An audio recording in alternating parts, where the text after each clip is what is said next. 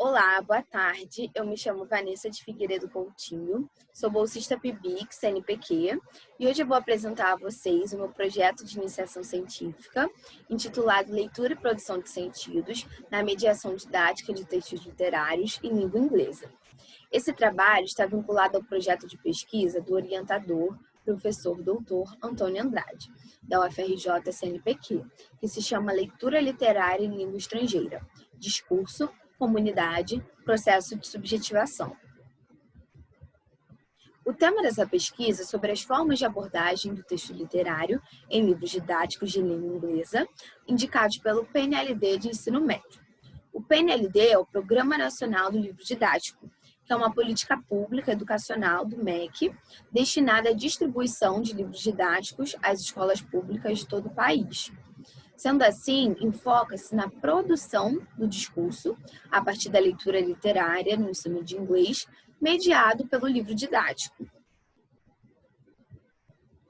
No tocante aos objetivos da pesquisa, pretende-se analisar e discutir os processos de construção de sentidos e de subjetivação mobilizados pelos textos literários e pelas atividades de mediação da leitura literária presentes em livros didáticos de língua inglesa aprovados pelo PNLD.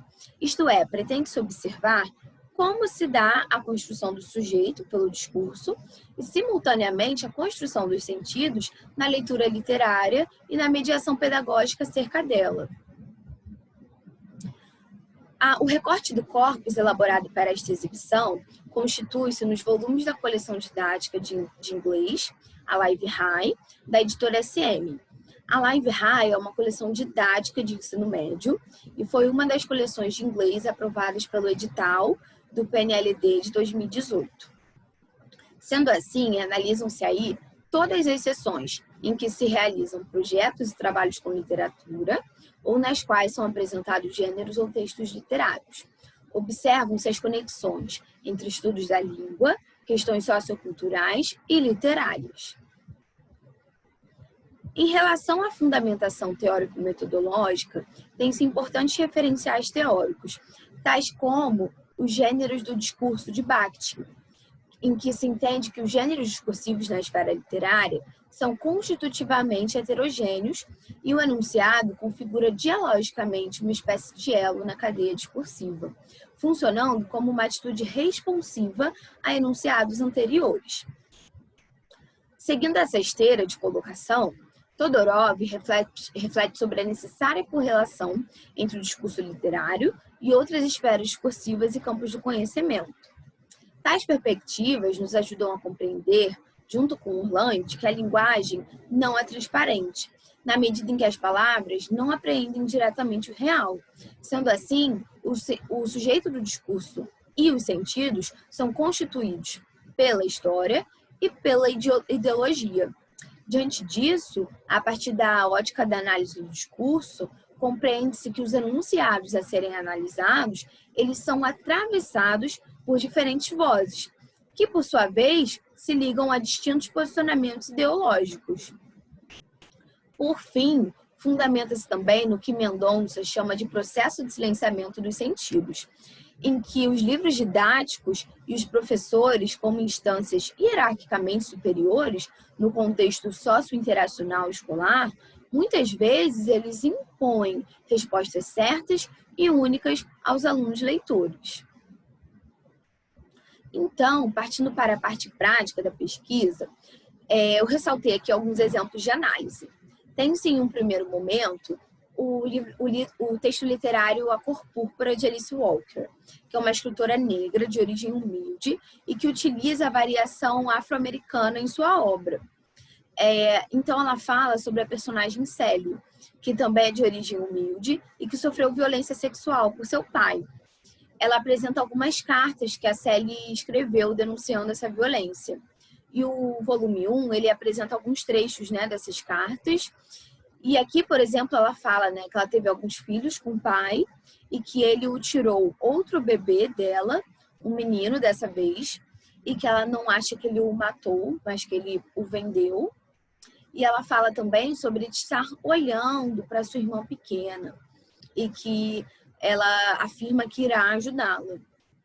Sendo assim, Ao abordar esse texto literário, a coleção ela visibiliza vozes sociais, em que ela realiza uma desconstrução crítica de valores ideológicos hegemônicos, fazendo com que os alunos tenham nessa reflexão em relação a esses grupos minoritários. Portanto, uma questão de letramento crítico.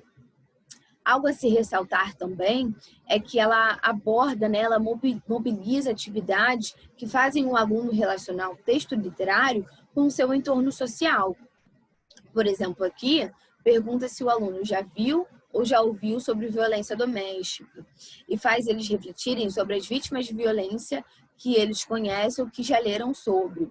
Se elas se comportam como a personagem Sally, se elas reagem, o que elas fazem para se proteger, e em casos de violência, onde que crianças e mulheres podem conseguir ajuda na comunidade dos alunos. Então, dessa forma, a coleção didática faz com que o aluno perceba que a literatura é capaz de fazê-lo refletir sobre o seu próprio contexto. No entanto, em outros momentos, parece haver o que Mendonça chama de processo de fechamento de sentidos. Apesar dos autores da coleção afirmarem que ela indica respostas possíveis, sem supor que haja sempre uma única resposta correta. No entanto, isso não é o que acontece, por exemplo, após a leitura das limericks, que são poesias curtas, humorísticas e que jogam com nonsense, né, que é o sem sentido. Então, após a leitura de uma delas, tem-se a seguinte pergunta: o que é engraçado nessa limerick? Em um outro momento, após a leitura de O Sacristão, de Somerset Maugham, em que fala sobre um sacristão que foi demitido de sua igreja por não ser letrado e que consegue um sucesso justamente por isso, se pergunta qual é a ironia no final da história. Então, em ambas as questões, a gente observa que há o uso do verbo singular is, que é o né? O que é engraçado, qual é a ironia. E a partir disso, parece que se espera do aluno uma única resposta. Se espera que ele tenha uma única interpretação, um único fato engraçado, uma única ironia. Ao passo em que ele poderia achar outros fatos engraçados, outras ironias.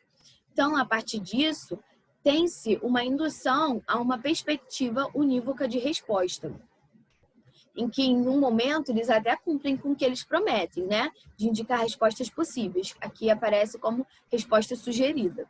Mas, num outro momento, não aparece como uma resposta sugerida. Aparece como uma resposta única e pronta. É preciso ressaltar também em que, em alguns momentos, há um uso de estratégia de localização de informação explícita. Isso acontece, por exemplo, quando se apresenta a obra Orgulho e Preconceito de Jane Austen. Essa obra foi escrita ali no final do século XVIII, XIX, e retrata sobre a preocupação que se tinha naquela época, né, das mães não em fazerem as filhas se tornarem estudiosas ou independentes, mas sim em fazê-las se casarem com um homem de uma boa condição financeira. Antes da leitura propriamente dita, tem-se a leitura da biografia acerca da autora. E o que se tem são as seguintes perguntas. Quantos anos Austen tinha quando a sua obra foi finalizada? Como ela conseguiu seu sucesso literário tão jovem? Qual o primeiro nome dado ao seu romance? Questões essas que estão explícitas no texto. Isso também se repete após a própria leitura de Orgulho e Preconceito, em que se pergunta, por exemplo, quantas crianças os Bennets tinham, quais delas foram mencionadas no primeiro capítulo, entre outras perguntas cujas respostas os alunos apenas se dão o trabalho de copiá-las do texto. Não há nenhuma reflexão crítica à posição da mulher naquela época, nessas questões. Algo a se ressaltar também é que, diferentemente do volume 1, que apresenta o texto literário afro-americano, no volume 2 apresentam-se somente textos de origem privilegiadas, que são as americanas e as europeias. No entanto, ao abordar o texto de Austen e também o texto de Shakespeare, A Megera Domada, que é lá do século XVI, em que se retrata a grande subordinação, né, que se tinha da mulher em relação ao seu marido, e também ao abordar Gato na Chuva, que é de Ernest Hemingway, que é ali no século XX, em que se retrata uma certa fragilidade feminina ao apresentar a decepção que a personagem tem em relação à falta de importância que seu marido dava aos seus desejos, e ela parece se sentir amparada pelo proprietário idoso do hotel que ela estava hospedada.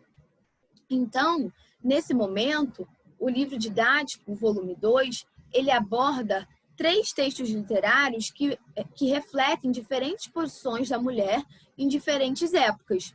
Então, dessa forma, ele mobiliza atividades que fazem o aluno refletir sobre essa questão. Então, por exemplo, aqui se pergunta, mais de 100 anos depois do tempo de Austen, qual era a posição da mulher na sociedade?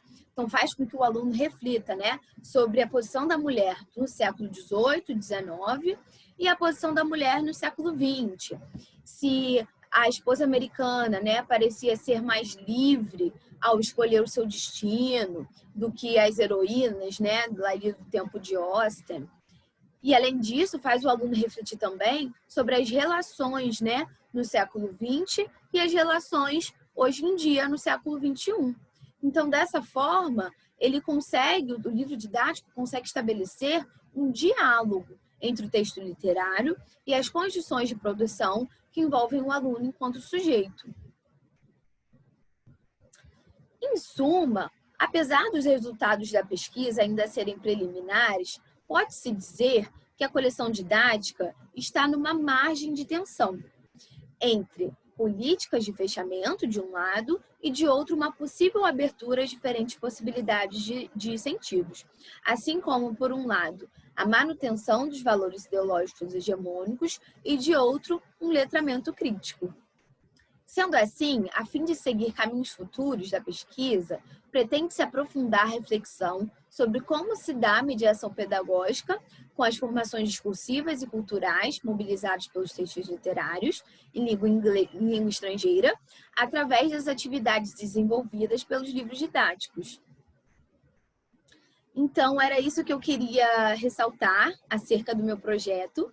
Eu espero que vocês tenham gostado. Quero agradecer pelo tempo, pela atenção. E é isso. Tchau, tchau.